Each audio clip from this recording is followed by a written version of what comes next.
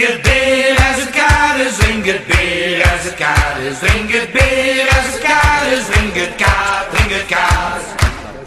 Drink het beer als het koud is, drink het beer als het koud is, drink het beer als het koud is, drink het koud, drink het koud.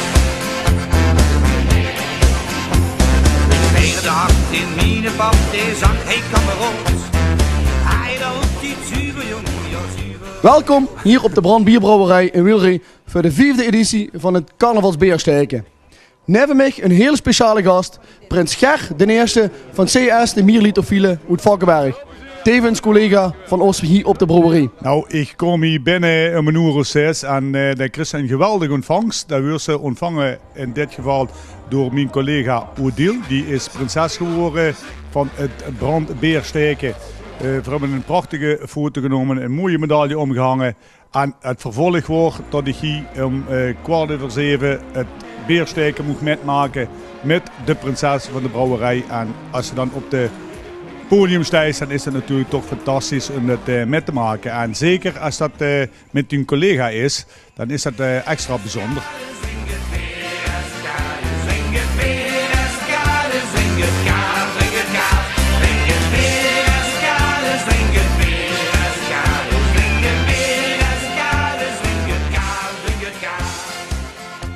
Ik ben de Prins Erik van WVV Carnaval de Boekers. En we zijn hier vanavond met het Jansen Verein in dit geweldige hal waar we een stunde vastenavond beleven.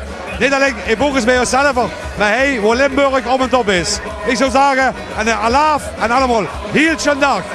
Ik ben van de vereniging de Betaalridders en lang leven de vastelovend.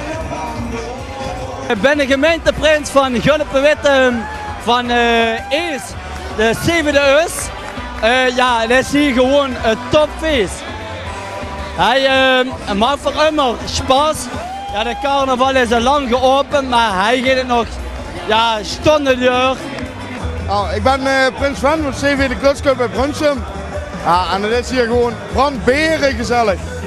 Ik ben hier namens het CCH, de Stadscarnavalsvereniging van Gebroek.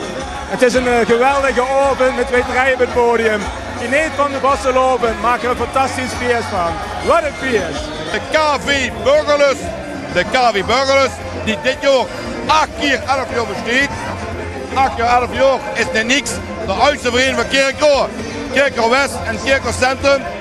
Geweldige verenigingen, maar de oudste vereniging kunnen allemaal het eigen zijn.